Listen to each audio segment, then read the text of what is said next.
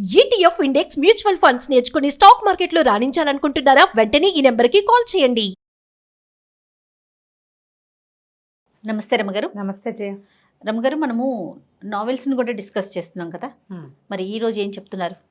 ఎదన్పూడి సులోచనారాయణ గారిది విజేత బాగుంటుంది. సినిమా తీశారు విచిత్ర బంధం పేరుతోటి. నాగేశ్వరరావు గారు, వాణిశ్రీ. ఓకే. అయితే సినిమా ఏమంత హిట్ అయినట్టు జ్ఞాపకం లేదు నాకు, అంత హిట్ అయినట్టు లేదు సినిమా. ఓకే. నావెల్ చాలా బాగుంటుంది. అంటే అనుకోని పరిస్థితుల్లో ఎలా అంటే మా మనుషులు ఉద్రేకానికి లోనైతే ఎలాంటి పనులు చేసేస్తారు, చేసిన పొరపాటును సరిదిద్దుకోవడానికి ఎంత సమయం పడుతుందో.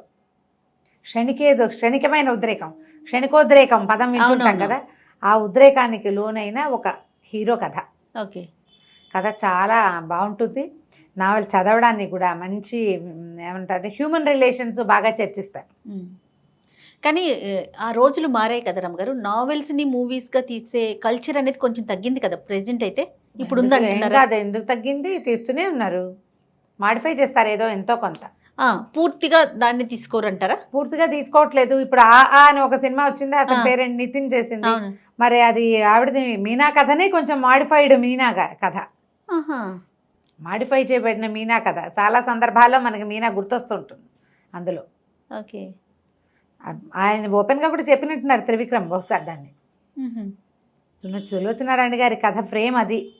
ఈ రోజులకు తగినట్టుగా ఏదో చేసుకుంటున్నారు. అందులో అతని చెల్లెలకి ఈఎంఐకి కుదిర్చిన పెళ్లి కొడుకుతో అతని చెల్లెలకి పెళ్లి చేయటం మీనాలో ఉంది, అదే ఇక్కడ పెట్టారు. ఆ అమ్మాయి పల్లెటూరు వెళ్ళటం అలాగే కనపడతాయి. ఇప్పుడు ఎవరో ఒకళ్ళు చెప్పని కథల్ని తీయలేరు కదా, కథనే తీస్తున్నారు. డైరెక్ట్గా నావెల్గా వచ్చిన వాటిని తీయటము ఒక రవ తగ్గిందని అనుకోవాలి, కానీ తీస్తూనే ఉన్నారు. అదేలేండి, మీరు అన్నట్లుగా కొంచెం మార్పులు చేర్పులు చేసుకుంటున్నారేమో. మనం సులోచనారాయణ గారు అయితే మీనా, సెక్రటరీ అవన్నీ మనం సినిమాలుగా చూసాం కదా. అవును. జీవన తరంగాలు, ఏ కథకు ఆ కథ ఆణిముత్యం.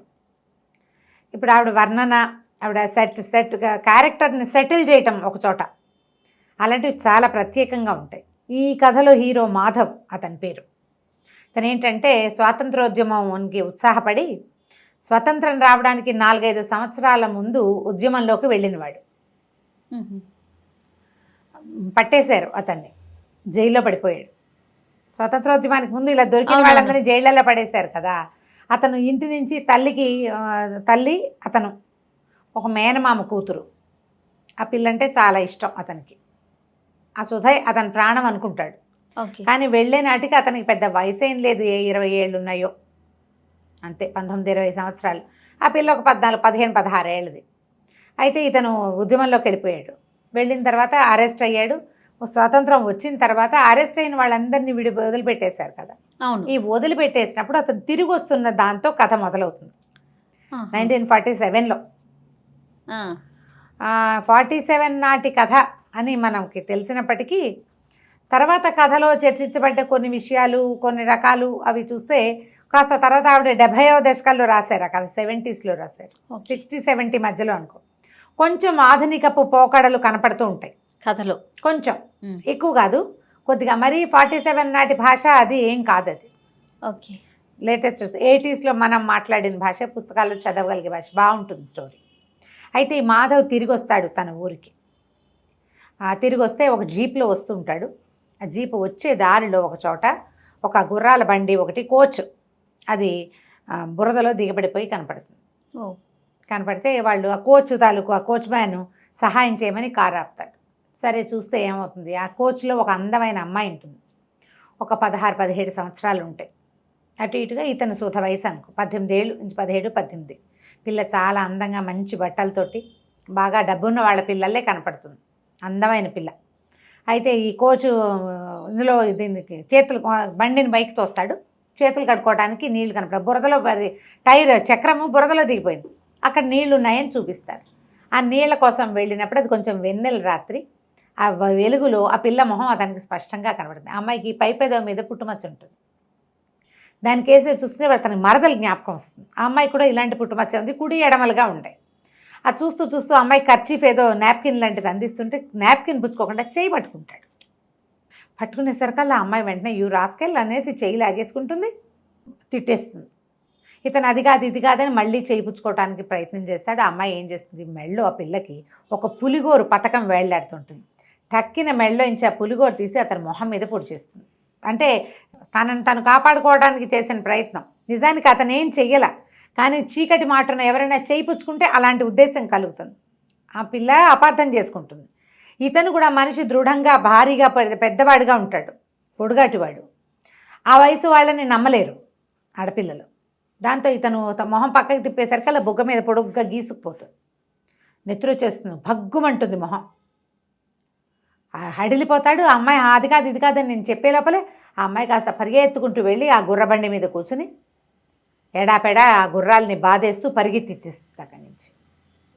ఏదో జరిగిందని చూసిన వాళ్ళకి అర్థమవుతుంది, కానీ ఏం జరిగిందో తెలియదు. మళ్ళీ వచ్చి జీప్లో కూర్చుంటాడు. జీప్ డ్రైవర్ వీడు ఏదో చేశాడనిపిస్తుంది. అమ్మాయికి పిచ్చర్లే ఉందంటాడు. అయిపోయింది ఇక్కడి నుంచి ఇంటికి వెళ్ళిపోతాడు. ఇంటికి వెళ్ళేసరికల్లా వాళ్ళ ఇల్లు ఇంటి ప్లేస్లో ఏదో ఉంటుంది. ఒక ముసలాయన ఎవరో కనపడతాడు, బాబాయ్. అయ్యో నువ్వు చనిపోయావు అనుకున్నాడు రా నాయన, మొత్తాన్ని బతికే ఉన్నావు, 5 సంవత్సరాలు 4-5 ఏళ్ళు అయిపోయింది.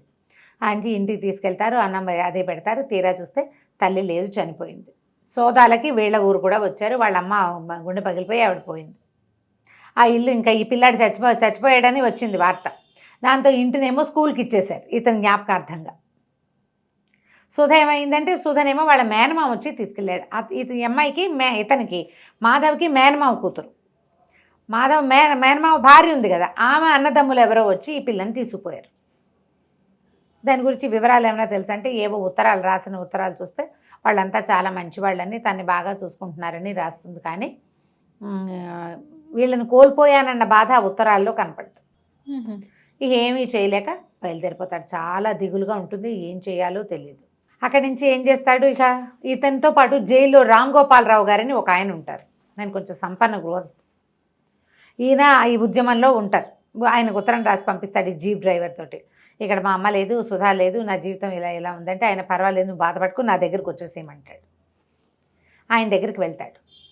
సరే, వెళ్ళిన తర్వాత బాగా ఆరాధీసి ఈ సుధ ఎవరింటికి వెళ్ళిందో అది మొత్తం కనుక్కుంటాడు. ఆ అమ్మాయి మేనమావ నాగభూషణం బాగా సంపాదిస్తాడు. వ్యాపారం ఏదో ఉంటుంది, కలప వ్యాపారమో ఏదో. వాళ్ళ ఇంటికి వెళ్తే ఆ సుధకి పెళ్ళైపోయి ఉంటుంది. మేనమావ కొడుకునే పెళ్లి చేసుకుంటుంది. తనకు తెలిసిన అందాల భార్యని కాదు ఈ పిల్ల. చక్కగా బొద్దుగా చిన్నగా బాగా క్యూట్గా ఉండే అమ్మాయి కాకుండా పుష్టిగా ఒంటి నిండా నగలతోటి బాగా దెబ్బతోటి వచ్చిన దర్పంతో ఉన్న అమ్మాయి కనపడుతుంది. ఆడపిల్లని నాకు అంతకంటే వేరే దారి లేకపోయింది అని అనలేదనిపిస్తుంది అతనికి. ఏదో చిన్నప్పుడు అనుకున్నావు అవి ఇవి ఇప్పుడు ఎందుకుంటాయి అవన్నీ భలేవాడివి బాబా అంటుంది. కానీ మేనత కొడుకు చిన్నప్పటి నుంచి ఇతనితో కలిసి పెరిగింది, ఇతను బతికొచ్చాడని సంతోషపడుతుంది. ఒక విసుగు పుట్టేస్తుంది ఇతనికి జీవితం అంటే, ఇక్కడ ఉండకూడదు అనుకుంటాడు. ట్రైన్ ఎక్కుతాడు. ఆ ట్రైన్ ఎక్కేటప్పుడు ఏమవుతుంది, పొరపాటున ఒక ఫస్ట్ క్లాస్ కూపేలోకి వెళ్తాడు. అతను ఎక్కిన తర్వాత ఎవరో వస్తారు. తీరా చూస్తే ఏ అమ్మాయి అయితే తన బుగ్గ మీద ఇలా ఘాటు పెట్టిందో ఆ అమ్మాయి అక్కడ ఉంటుంది. ఇక ఏం చూస్తే ఎవ్వరు ఉండరు, ఆ కూపేలో వాళ్ళిద్దరే ఉంటారు. ఆ పిల్లని బాగా బెదిరించి ఏడిపించాలనిపిస్తుంది ఇతనికి. పెద్దవాడు కాదు కదా, 24-25 ఏళ్ళవాడు. ఆ అమ్మాయి అంతకంటే రెచ్చిపోయి తిట్టినట్టుగా బిహేవ్ చేసేసారు కల్లా ఆ పిల్లని బలవంతం చేసేస్తాడు. ఒక ఆపుకోలేని తనంతో. ఏం చేయాలో తెలియదు. అయ్యో ఇంత పని చేశాను, ఈ పిల్ల జీవితం పాడు చేశాను అనిపిస్తుంది. అటు తోటకూర కాడలా పడిపోతుంది. బ్రీఫ్గానే రాస్తారు. సరే ఏమనుకుంటాడు, ఇంత పని చేసి నా మొహం ఎలా చూపిస్తాను, రామ్ గోపాలరావు గారు నన్ను పిలిచారు, నేను మంచివాడిని, ఇలాంటి పని చేశానని తెలిస్తే ఏమైనా క్షమిస్తారా ఎవరైనా? ఏమీ చేయలేక ఆ పిల్లని అక్కడ వదిలిపెట్టేసి ఆత్మహత్య చేసుకుందామని దిగేస్తాడు. ట్రైన్ దిగుతాడు. అమ్మాయి లోపల పడి ఉంటుంది. దిగేస్తాడు. కానీ దూకేసే టైంకి జీవితం మీద ఏదో ఒక ప్రీతి వెనక్కి అడుగేసేస్తాడు. చావడు, చనిపోవడానికే వెళ్తాడు. ఆత్మహత్యకే ఇంత పని చేశాను నేను అని. అక్కడి నుంచి ఆ రామ్ గోపాల్ గారి దగ్గరికి వెళ్ళిపోతాడు. ఆయన చాలా బాగా చూసుకుంటారు. ఇతనికి ఆ అమ్మాయి ఎంతసేపు గుర్తొస్తూ ఉంటుంది. ఆ పిల్ల మొహం మర్చిపోడు. ఆ మెళ్ళలో ఉన్న పులిగోరు, అందమైన మొహం, సోగ కళ్ళు అవి బాగా జ్ఞాపకం ఉంటాయి. సరే వీళ్ళ దగ్గర ఉండటం మొదలు పెడతాడు. ఆయన కొంత 4-5 సంవత్సరాలకి ఆయన చనిపోతారు. ఆయన ఆస్తి పాస్తి వ్యవహారం అంతా చూసేవాడు. ఆయన పోతూ పోతూ వీళ్ళు ఏం రాస్తారంటే, తన ఆస్తి మీద ఇదంతా కూడా ఇల్లేమో హాస్పిటల్కి ఇచ్చేయాలి, ఆ వ్యవహారం అంతా మాధవే చూడాలి. తర్వాత హైదరాబాద్కు 40 కిలోమీటర్ల దూరంలో ఒక పల్లెటూరులో ఉన్న ఒక ఇల్లు, 10 ఎకరాల పొలము మాధవ్ పేరుతోటి రాస్తారు. ఈ హాస్పిటల్ గార్డియన్షిప్ అంతా మాధవ్కి. ఆయన చుట్టుపక్కలకి ఎవరికి ఆస్తి ఎవరు, దాంతో వాళ్ళంతా బాగా గొడవ చేస్తారు. హాస్పిటల్ ఏర్పాట్లు అన్నీ చేస్తాడు. ఇంకా లాయర్ రాసిన తర్వాత వీళ్ళకి ఇంక చేసేదేముంది, ఆ పల్లెటూరుకి వెళ్తాడు. మధ్యలో అమ్మాయికి, అతనికి ఆ వయసు వాడికి కొంచెం డబ్బులు చేతిలో ఆడుతున్న వాడికి మా ఆడపిల్లలు తారసపడకుండా ఎందుకుంటారు, కానీ ఎవరితోటి అతను ఇన్వాల్వ్ అవ్వడు. ఎంతసేపు ఆ పిల్లే గుర్తొస్తుంటుంది అతనికి. ఈ రామ్ గోపాల్ గారి సహాయంతో చదువుకున్న ఒక ప్రసాద్ అని ఒక కుటుంబంతో కొంత పరిచయం ఏర్పడింది. అతనికి ఒక చెల్లెలు ఉంటుంది. ఆ పిల్లకి ఇతనంటే ఇష్టం, కానీ ఆ అమ్మాయి దగ్గరికి వెళ్ళినప్పుడు ఆ అమ్మాయి గుర్తొస్తుంటుంది, ఆ ట్రైన్లో పిల్ల. దాంతో ఆ అమ్మాయితో కూడా ఇన్వాల్వ్ అవ్వడు. వివాహం లేదు, ఇలాగే ఉన్నాడు. ఆ ఊరు వెళ్తాడనమాట. ఊరు వెళ్తే వీళ్ళ ఇంటికి దూరంగా అది నది వైపుకి వెళ్ళే దారిలో ఒక చిన్న పెంకుటిల్లు ఉంది.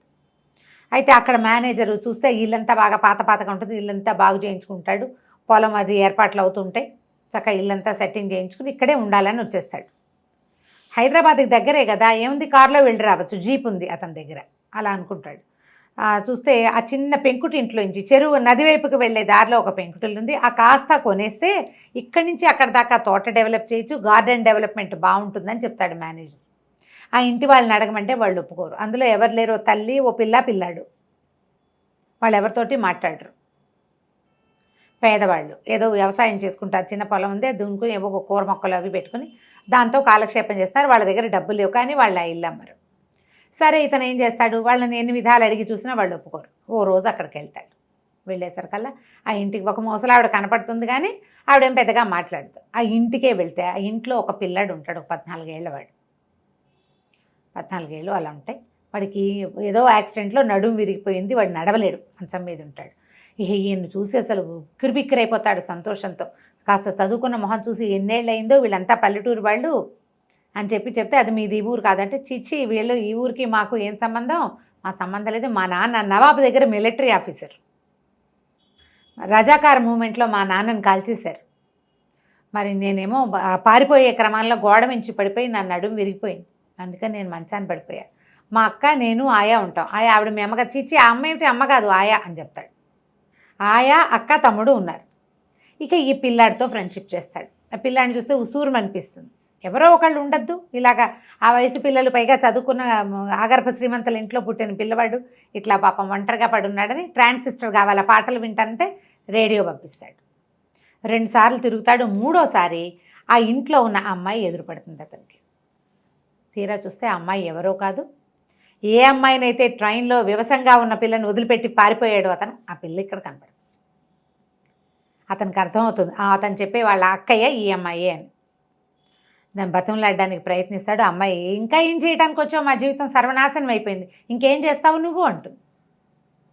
ఏం జరిగిందో ఆ కోచు మెడ నిండా ఒంటి నిండా బంగారం ఖరీదైన బట్టల్లో చూసిన పిల్ల ఇప్పుడు ఒక దిక్కు లేకుండా ఆ కాళ్ళు విరిగిపోయిన పిల్లవాడితోటి ఒక పాత చీర కట్టుకుని మట్టిలో పనిచేస్తూ కనపడుతుంది.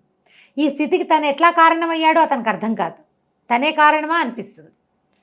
అక్కడి నుంచి ఈ పిల్లాడు ఏం చేస్తాడు, ఉత్తరం రాసి పంపిస్తాడు, మా నాన్న మా అక్కయ్య ఒప్పుకోవట్లేదు, ట్రాన్సిస్టర్ తీసేసుకోండి అని.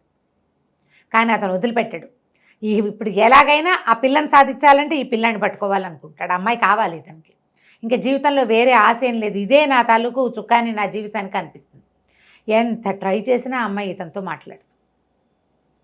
ఆ పిల్లాన్ని బాగా మాలిం చేస్తాడు. నీ కాళ్ళు తెప్పిస్తాను నేనంటే డాక్టర్ని తీసుకొస్తాడు. నేను చేయిస్తాను, అప్పుగానే ఇస్తా, మీరు అప్పు తీర్చుకోండి. అక్క ఒప్పుకోదు, కానీ అంటే నేను ఇలాగే బతకాలా అని ఏడుస్తాడు తమ్ముడు. ఎందుకు వాడి మొహం తనకి గిట్టదో చెప్పదు. ఇంకేం చేస్తారు, ఇక ఆపరేషన్ తప్పనిసరి, ఆపరేషన్ చేయిస్తారు. మరి కాళ్ళు వస్తాయి, నడకొస్తుంది, క్రచెస్ తోటి వాటితో నడవగలుగుతాడు. తప్పనిసరి అయ్యి ఆయా అమ్మాయి పేరు సంధ్య, ఇద్దరు ఇతనితోటి లొంగి ఉండాల్సి వస్తుంది. మెల్లిగా అలవాటైతే క్రమంగా తనని దగ్గర తీసుకోవచ్చు అనుకుంటాడు. ఎంత ట్రై చేసినా లొంగదు, మహాపొగరబోతు అమ్మాయి. క్యారెక్టర్ని అట్లా చూపిస్తారు, కానీ దెబ్బతిన్న వాళ్ళకి ఇంకా ఆత్మాభిమానం హెచ్చుగా ఉంటుంది. అండర్ కరెంట్గా ఆ పిల్ల ఆత్మాభిమానమే మనకి కనపడుతూ ఉంటుంది అనమాట. అది పొగరులాగా ఒక డైలాగ్ వస్తూ ఉంటుంది అతని దగ్గర, కానీ అది కాదు, దెబ్బతినిపోయిన ఆత్మాభిమానం. మా జీవితం ఇలా అయిపోవడానికి ఇదే కారణము అని. సరే, ఇలా కొద్ది రోజులు గడిస్తే ఈ పిల్లాడు హాస్పిటల్లో ఉన్నప్పుడు ఏమవుతుంటే వీళ్ళకి పెద్ద తుఫాన్ ఒకటి వచ్చి నదంతా పొంగిపోయి వీళ్ళు ఇల్లంతా నీళ్ళు వచ్చేస్తాయి. బలవంతంగా వాళ్ళని తన దగ్గరికి తీసుకొచ్చేస్తాడు. మరి వీళ్ళింటి ఇతని పెద్ద ఇల్లు కదా, ఇల్లు మునిగిపోయాక ఇంకేం చేస్తారు అక్కడ? ముగ్గురిని తీసుకొచ్చేస్తాడు, వీళ్ళ ఇంట్లో ఉంటారు, ఈ సర్జరీ చేస్తాడు. ఈ సర్జరీ అయ్యి అతను కొంచెం నార్మల్ అయ్యే క్రమంలో ఆ జ్యోతి అనే అమ్మాయి, ఆ ప్రసాద్ చెల్లెలు అక్కడ కనపడుతుంది హాస్పిటల్లో. అబ్బో వీళ్ళు చాలా గ్రంథసాంగులు, వీళ్ళు ఎక్కడ దొరికారు నీకు అని అడుగుతుంది. అడిగేసరికల్లా అదేంటి అట్లా అంటావు, ఏమిటి అదంటే, నాకు వీళ్ళ సంగతులు అన్నీ తెలుసు, కావాలంటే నేను నీకు నిరూపిస్తాను అంటే, తీరా ఏం నిరూపిస్తుందో వాళ్ళని ఇంటికి పంపించాక అమ్మాయి ఏం నిరూపిస్తుందో చూడాలనుకుంటాడు. ఈ పిల్లంది ఇది అందంగా కనపడుతుంది, నంగనాచి ఓ పిల్లని కానీ హాస్పిటల్లో బారేసింది అని చెప్తాడు. చెప్పేసరికల్లా పిల్లాన్ని చూపించమంటాడు. నిర్ఘాంతపోతాడు అతను. చూపించమంటే ఒక శరణాలయంలో, అంటే ఒక కాన్వెంట్లో, హాస్పిటల్కి అనుబంధంగా ఉండే కాన్వెంట్, ఆ కాన్వెంట్లో ఈ సంజయ్కి డెలివరీ అయింది. ఆ పిల్లవాడు ఇక్కడ ఉండిపోయాడు. దాంతో వెళ్తారు జ్యోతి ఇతను. ఆ పిల్లాడు చూస్తే ఆ పిల్లవాడు తనలాగానే కనపడతాడు ఇతనికి. 4 ఏళ్ల పిల్లాడు.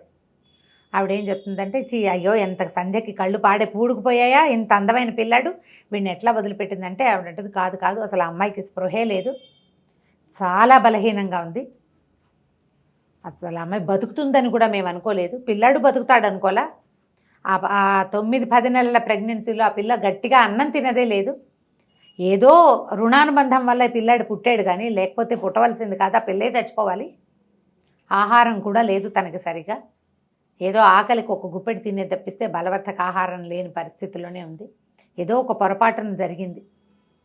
అయితే ఈ పిల్లాడు 3 రోజుల దాకా 5 రోజుల దాకా బతుకుతాడు అనుకోలేదు, మేము పిల్లని పంపించేసాం.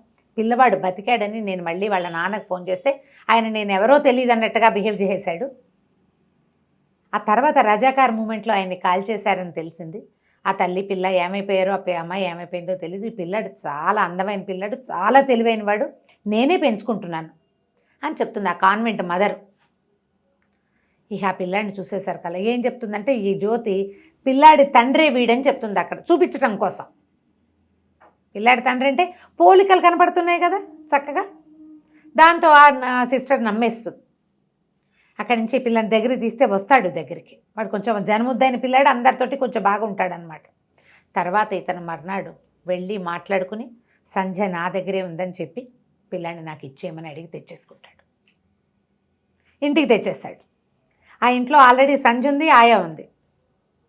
వాసుని స్కూల్లో చేర్పిస్తారు, ఒక కాన్వెంట్లో చేర్పిస్తారు. ఇదంతా అప్పే అనుకోమంటాడు, పెద్దయ్యాక తీరుద్దు కానీ, నాకు సరైన టైంలో ఎవరు చదువు చెప్పించలే, నన్ను ఎవరు చూడలేదు, నీకు ఒక అవకాశం లభించింది, అది తీసుకోమంటారు. మరి వాళ్ళ ఇంట్లో ఉంటున్నందుకు పని చేసుకో, ఏదైనా పని చేసి పెట్టద్దు.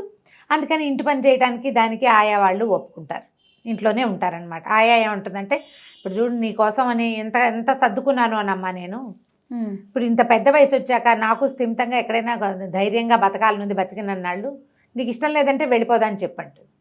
ఇప్పుడు ఇంతకాలం కష్టపడ్డారు, ఏం చేస్తుంది, ఊరుకుంటుంది అనమాట. అతనితో ఉండటం ఇష్టం లేదు, మెల్లిగా అలవాటు పడతారు. పిల్లాన్ని తీసుకొచ్చేసరికల్లా వాడు సంజయ్ అని పిలుస్తాడు, మెల్లిగా అమ్మ అని పిలవటం మొదలు పెడతాడు. తిడుతుంది అన్నేందుకు, వీడికి ఇలాంటి వాళ్ళు ఎన్ని పనులు చేశాడో, ఎవరి పిల్లాడో పిల్లాడు అనుకుంటుంది, నిజం చెప్పడు. కానీ పిల్లాన్ని మాత్రం అమ్మాయికి అలవాటు చేస్తాడు. ఎంత ట్రై చేసినా ఆ అమ్మాయిని సరిగ్గా చేసుకోలేకపోతాడు ఇతను.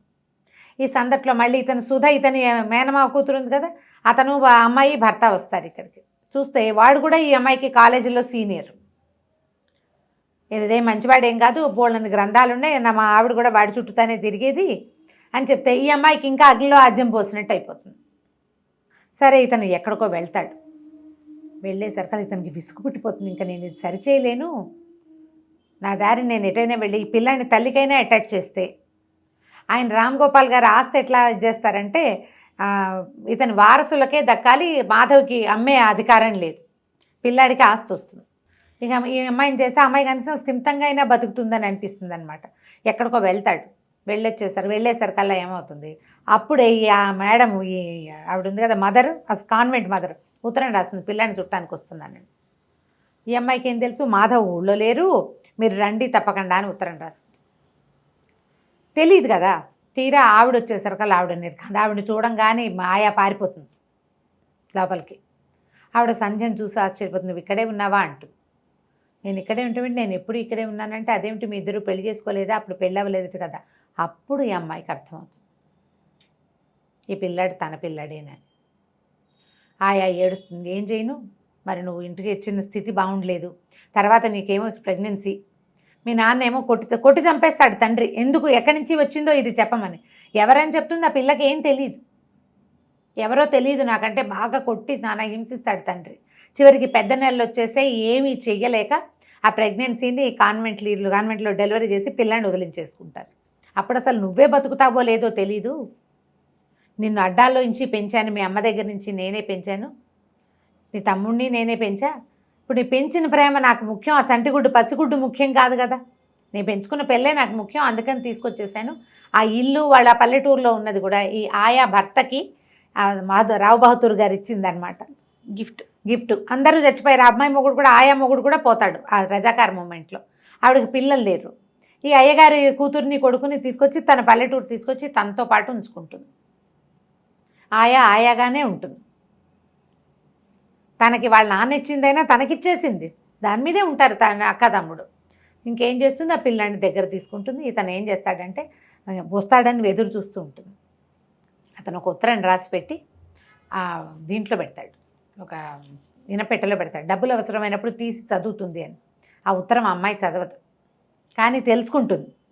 ఇప్పుడు పిల్లాన్ని తీసుకొచ్చాడంటే తనని ఆదరించే ఉద్దేశంతో తీసుకొచ్చాడు, అందుకే తన వెంట పడుతున్నాడు. వస్తాడని చూస్తుంది, తీరా పెద్ద పిడుగు లాంటి వార్త వస్తుంది, ట్రైన్ యాక్సిడెంట్లో మాధవ్ చనిపోయాడు అని. ట్రైన్ యాక్సిడెంట్ అవుతుంది, కలకత్తా నుంచి మేనేజరు వాళ్ళు వీళ్ళు వస్తారు. ఇతను చాలా పెద్ద బిజినెస్ నడుస్తోంది కదా, వాళ్ళు వచ్చి ఇది దొరికింది, ఆయన బెల్టు అవి దొరికినాయి, సామాన్ల బ్యాగు దొరికిందంటే ఏం చెయ్యాలో తెలీదు, చనిపోయాడు. ఆయా ఆశ్చర్యపోతుంది, ఇతనే తండ్రి అని ఏనాడైనా చెప్పావు, పోనీ ఇన్ని రోజుల నుంచి చూస్తున్నప్పుడైనా ఇతని వల్లే నాకు ఆ పిల్లాడు కలిగాడని నువ్వు నాకు చెప్పలేదు, ఎంత గుట్టు, నేను తల్లిని కాదు చూడు నీకంటూ. మీ అమ్మకైతే చెప్పవా, చెప్పకుండానే చేసావు. అతను ఎంత బాధ్యత తీసుకున్నాడు, ఇంటల్లుడు చేయవలసినవన్నీ చేశాడు కదా, నువ్వు మాత్రం చెప్పలేదంటుంది. ఈ తీరా ఇతను చనిపోయాడని వార్త వస్తుంది, ఏం చెయ్యాలో తెలీదు. అతను ఈ లోపల వాసు వస్తాడు, ఆ పిల్లాడిని చూసుకునే బాధ్యత కూడా వాసుకు అప్పచెప్తాడనమాట. నువ్వే ఏదో అన్నావు, అందుకే ఆయన ఎక్కడికో వెళ్ళిపోయాడని అక్కని తిట్టిపోస్తాడు. నీకు అసలు ఆయన మొహమే గిట్టదు, ఏదో చేసావు నువ్వు ఏమన్నావో ఆయన కష్టం కలిగేలాగా. ఆయన ఎక్కడికో వెళ్ళాడు, ఎన్నాళ్ళకి రాడు, చివరికి వార్తేమో ఈ మరణ వార్త వచ్చేస్తుంది.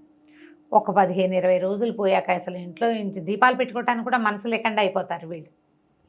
మరణం, ఇల్లు వాకిలి ఈ అమ్మాయికి అప్పచెప్పేశాడు.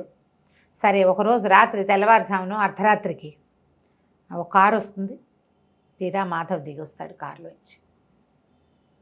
యాక్సిడెంట్ అయ్యింది, అతని బ్యాగు అవి కొట్టేశారు ఎవరో. అతనికి ఏదో జ్వరం వచ్చింది, అక్కడెక్కడో ఉండిపోయాడు.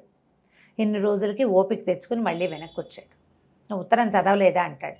బాగా అరిచి కేకలేసి పోట్లాడుతుంది ఏడుస్తూ.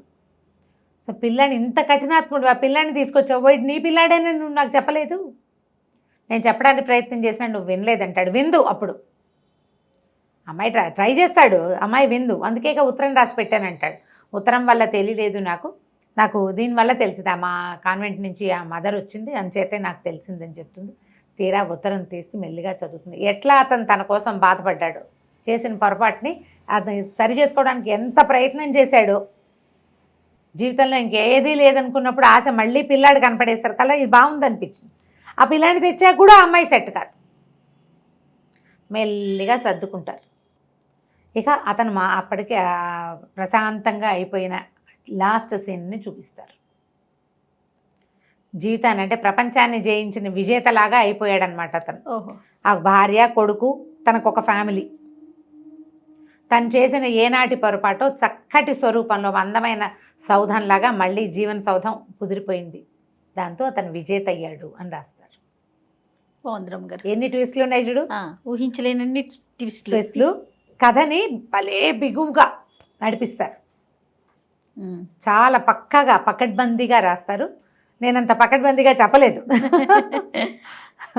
చెప్పాల నా బుద్ధి ఎంతసేపు అమ్మాయి సంజమి క్యారెక్టర్ మీదకే పోతూ ఉంటుంది అనమాట. నాకు అతన్ని సమర్థించాలనిపించదు, ట్రై చేస్తాడు కానీ ఓసారి దెబ్బతిన్న వాళ్ళు అంత తొందరగా కోపప్ కాలేకపోతారు, అవునవును, వెనక్కి రాలేకపోతారు కదా. కథ చాలా బాగుంటుంది, విజేత పేరుతోటి దొరుకుతుంది. మీకు సరదా ఉంటే విచిత్ర బంధం పేరుతోటి నాగేశ్వరరావు గారి సినిమా ఉంది, అది కూడా వెతుకుని చూసుకోవచ్చు. కానీ నేను సినిమాకి ఓటేను, నేను నావెల్కే ఓటేస్తాను.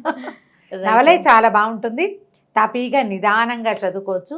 ఎవరైనా చెప్పేది వినాలి మనం, అనేది ఒక అండర్ కరెంట్గా కనపడుతూ ఉంటుందన్నమాట. తాత్కాలికమైన క్షణికోద్రేకాలకి లోన్ కాకూడదని, దానివల్ల చాలా సమస్యలు వస్తాయని, అవతల వాళ్ళు చెప్పేదానికి కొంత చెవి ఇవ్వాలి అనేది ఒక క్లియర్గా కనపడుతుంది. చివరి దాకా అతని బుగ్గ మీద ఆ అమ్మాయి పులిగోరుతో గీసిన గీత అట్లా ఉన్నట్టే ఉంటుందన్నమాట. ఎవరైనా అదేమిటి అనగానే అమ్మాయి గుర్తొచ్చేస్తుంది అతనికి. చాలా బాగుంది రామ్ గారు. రైట్, నమస్తే. నమస్తే జీ.